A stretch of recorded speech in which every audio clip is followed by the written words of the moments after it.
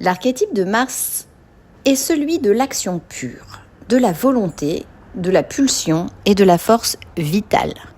C'est la planète de l'affirmation de soi, de la conquête, de la défense et de l'énergie brute qui pousse à aller de l'avant, à surmonter les obstacles et à exprimer sa colère ou son désir. Lorsque Mars arrive en Gémeaux, cette énergie fondamentale se colore et se manifeste de manière très spécifique, transformant la façon dont l'action est initiée et menée. L'impulsion martiale ne s'exprime plus alors par la force physique brute, comme en Bélier ou en Scorpion, mais par l'esprit. L'action devient rapide, versatile et communicative. Elle se mène par des mots, des idées, des négociations et une agilité mentale.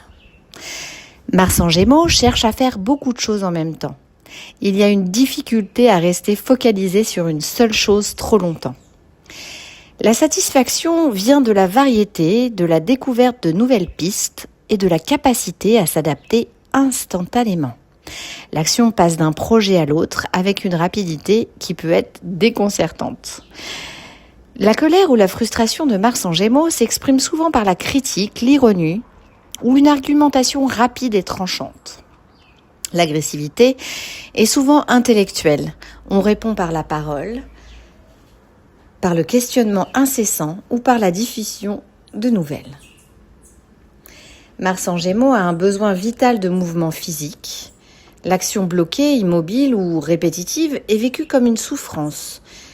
C'est l'archétype du voyageur, du commercial ou de l'inventeur qui doit constamment changer de direction pour maintenir son élan.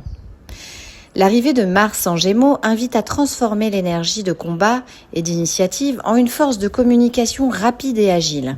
C'est le moment d'agir avec l'esprit, de débattre avec passion, de multiplier les connexions et d'utiliser la parole comme un outil de conquête et de défense. Choisissez vos priorités avec un Mars en Gémeaux. Je sais de quoi je parle. Attention ici au risque de dispersion autant de son énergie que de son mental. Si l'on ne parvient pas à canaliser cette multitude d'impulsions, d'envie et d'actions, nous pourrions ressentir des sensations de burn-out mental et d'épuisement. Et vous, comment ressentez-vous et canalisez-vous cette énergie ? Commentez et recevez gratuitement votre coaching de 30 minutes. Bisous!